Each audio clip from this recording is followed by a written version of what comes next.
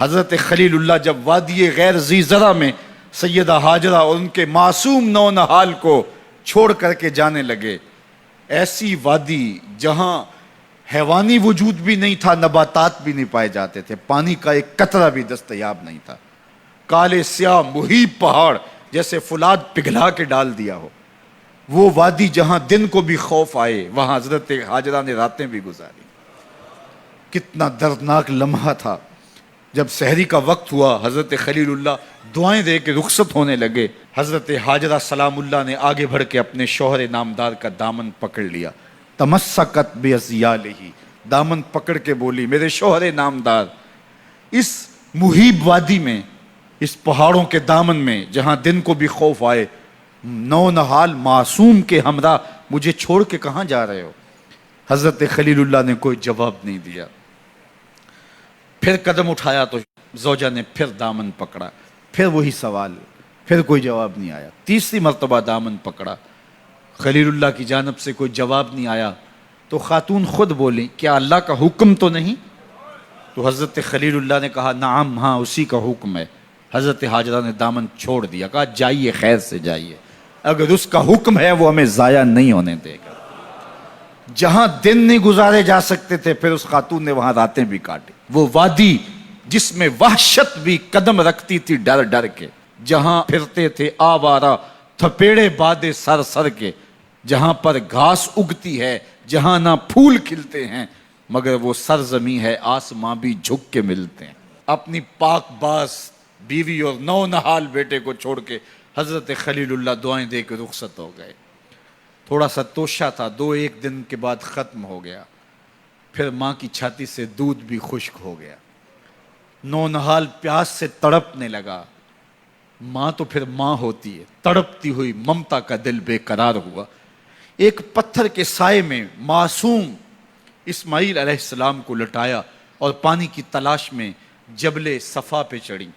اطراف میں آسمانوں کی طرف دیکھا، کہیں کوئی پرندے اڑتے دکھائی دیں اور پانی کا نشان ملے اور میں وہاں سے بیٹے کے لیے 2 بوند لے آؤں، لیکن کچھ دکھائی نہیں دیا۔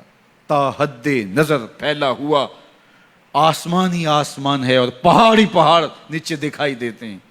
پھر مروہ پہ آئیں، درمیان میں نشیبی جگہ تھی، وہاں بیٹے کا من موہنا چہرہ دکھائی نہیں دیتا تھا، دوڑ کے گزری اور جا کے صفا پہ گھوم کے دیکھا، کچھ نظر نہیں آیا۔ ادھر بھی دیکھ لیا، ادھر بھی دیکھ لیا، لیکن ماں تھی۔ پھر دوبارہ صفا پہ آئی، صفا پہ دیکھا، کچھ دکھائی نہیں دیا۔ پھر تڑپ کے مروہ پہ آئیں، وہاں پھر دیکھا، کچھ دکھائی نہیں دیا۔ پھر صفا پہ آئی، کبھی صفا پہ کبھی مروہ پہ، تڑپتی ہوئی ماں کی ممتا، بے قرار دل، ادھر پانی کی پیاس سے تڑپتا ہوا معصوم اسماعیل پتھر کی اوٹ میں، درمیان سے ماں گزرتی ہے تو بھاگ کے گزرتی ہے کہ بیٹے کا من مونا چہرہ بھی نگاہوں کے سامنے رہے۔ ذرا منظر تو دیکھو کتنا دل آویز ہے۔ اللہ اکبر، سینوں میں پتے پانی ہو جائیں، پتھر بھی ہو تو پگھل جائے اس زہرہ گداز داستان سے، لیکن اللہ پر توکل اور ماں کی بے قراریاں، کبھی صفا پہ کبھی مروہ پہ، زبان پہ شکایت نہیں ہے۔ پھر جب مروہ پہ پہنچتی ہیں، 7 چکر مکمل ہو گئے، تو ادھر کیا دیکھا کہ معصوم اسماعیل ایڑیاں رگڑ رہا ہے۔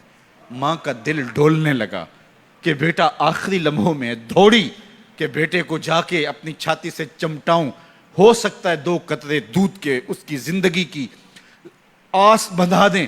تو ماں دوڑتی ہوئی آئی، لیکن جب قریب آئی تو منظر بدلا ہوا تھا۔ معصوم کی ایڑیوں کے رگڑنے سے تازہ چشمہ پھوٹ رہا ہے، پانی ہے کہ بے قابو ہونا چاہ رہا ہے۔ آگے بڑھی، جلدی جلدی مٹی کی منڈھیری کرتے ہوئے کہا، زم زم، رک جا رک جا۔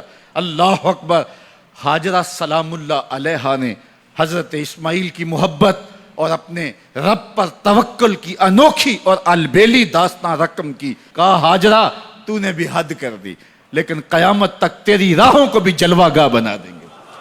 یہاں نبی بھی دوڑیں گے، ولی بھی دوڑیں گے، غوث بھی دوڑیں گے، کتب اور ابدال بھی دوڑیں گے، شہنشاہ بھی دوڑیں گے، کج کلا بھی دوڑیں گے۔ یہ دوڑنا ہم عبادت بنا دیں گے، حتیٰ کہ امام الانبیاء بھی ان راہوں کی سائی کرتے رہے۔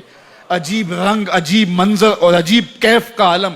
اچھا، یہاں رک کے ایک بات کرنا چاہوں گا، اگر آپ کی توجہ ہو، جہاں حضرت ہاجرہ دوڑیں اور ان کے مبارک قدم وہاں لگے اور لگ کے ہٹ گئے، عارضی نسبت ہے، مستقل نسبت نہیں ہے. جہاں ان کے قدم لگ کے ہٹ گئے وہ جگہ تو جلوہ گاہ بن گئی، اور جہاں حضور خود جلوہ فرما ہیں وہ گنبد خضرا جلوہ گاہ کیوں نہیں ہو سکتا؟